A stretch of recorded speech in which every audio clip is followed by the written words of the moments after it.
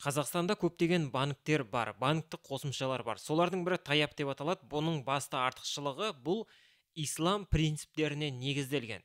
Бұның енді басқа банктерден қандай айырмашылығы бар дейтін болсаңыз, бұл жерде сіз егер карта ашып ақша сақтайтын болсаңыз, ол басқа адамдарға кредит беру мақсатында қолданылмайды. Басқа банктерді қарайтын болсаңыз, сіздің шотыңыздағы ақшаны алып, олар басқа адамға кредит ретінде береді. Бұл туралы олардың договорларында жазылған, жазылмаса да бұны білуге болады.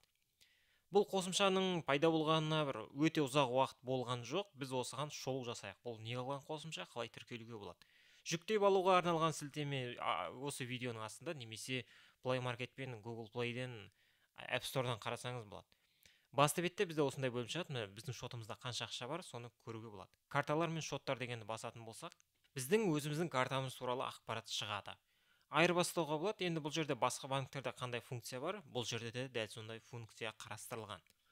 Картаны қосу деген батырманы басамыз ең жоғарғы жағында, және басқа да карталарды көруімізге болады. Онлайн карта бар, яғни физически сізде жаңағыдай банкомат карта болмайды, бірақ онлайн қолдана берсеңіз болады. Астында шарттар көрсетілген, әртүрлі шоттар болады, мультивалюталық, мысалға, яғни теңге, доллар, евро және рубль. Бұны жауып тастайық.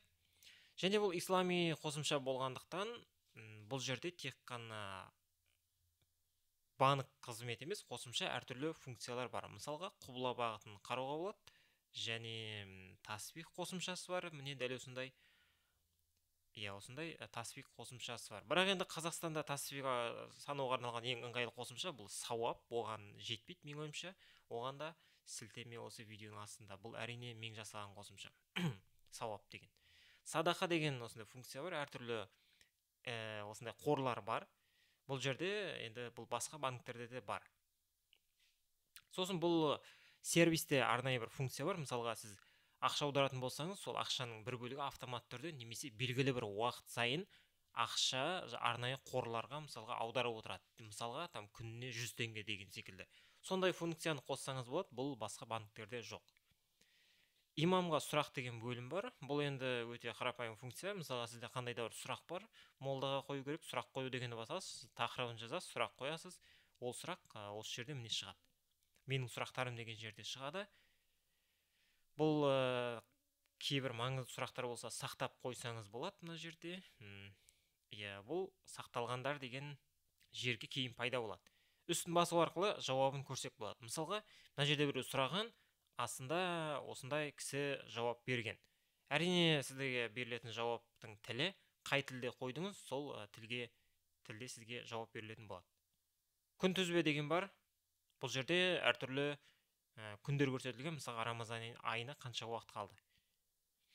Немесе осындай ораза айтқа келесі қанша күн қалды, барлығы көрсетілген. Осындай менің иманым деген бөлім бар. Бұл жерде намаз уақыттары көрсетілген. Соған арнайы ескерту қоссаңыз болады.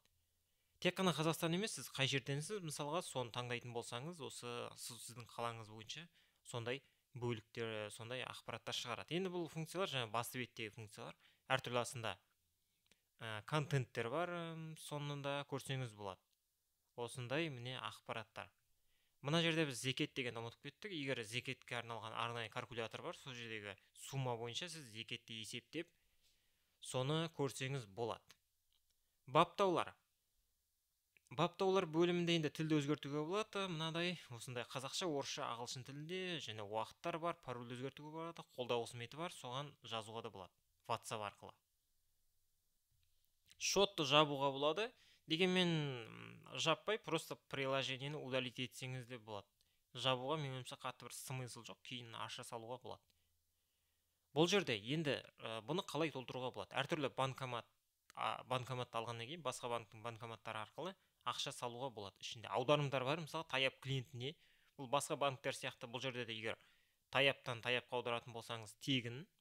Ал басқа банкке аударатын болсаңыз әртүрлі комиссиялар алынуы мүмкін, ол басқа банктерде де бар. Картаны толтыруға болады. Басқа банктың картасынан реквизиттер арқылы, қолма-қол ақша арқылы да толтыруға болады. Көріп отырғандарыңыздай мына жерде РБК деп тұр, яғни бұл Таяп осы РБК банк арқылы жұмыс жасайды. Әрине олардың арасында келісім шарт бар. Мысалға, егерде олардан сақтап қойған ақшасы кредит беру мақсатында қолданылмауы керек деген секілді. Сондықтан оны да ескерсеңіз болады. Әртүрлі мынадай осындай ұтыстар бар, немесе автосадақа деп тұр, жаңа айтқанымдай. Бұның функциясы осы міне. Сатып алу суммасы мысалы 1000 теңгеге бірдеңе алатын болсаңыз, мысалы соның 0,5%-ін белгілі садақа ретінде аудару керек деген секілді сондай функцияны қоссаңыз болады.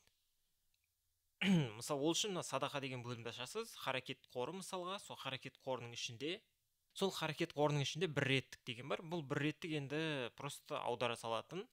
Және садақа автотөлемі деген бар. Мысалға сатып алу суммасы 2000 теңге болған кезде 1%-ін аудару керек десеңіз, мысалға сол 2000 теңгеден 20 теңге автоматты түрде кететін болады. Немесе 2%. 4000 теңгеден немесе 1000 теңге деген секілді. Үстіңгі жағын бассаңыз да болады. Міне. Осы картаңыз таңдайсыз, әрі қарай қосатын болсаңыз, автоматты түрде жұмыс жасайтын болады.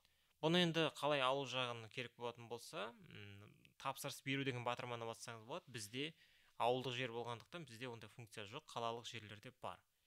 Мына жерде міне таяп Нео картасын ашу. Шығару және қызмет көрсету бағасы 0 теңге. Шығару және жеткізу бағасы 2000 теңге, бірақ бұл қалалық жерлерде, бүкіл қала бойынша доступный болмауы мүмкін.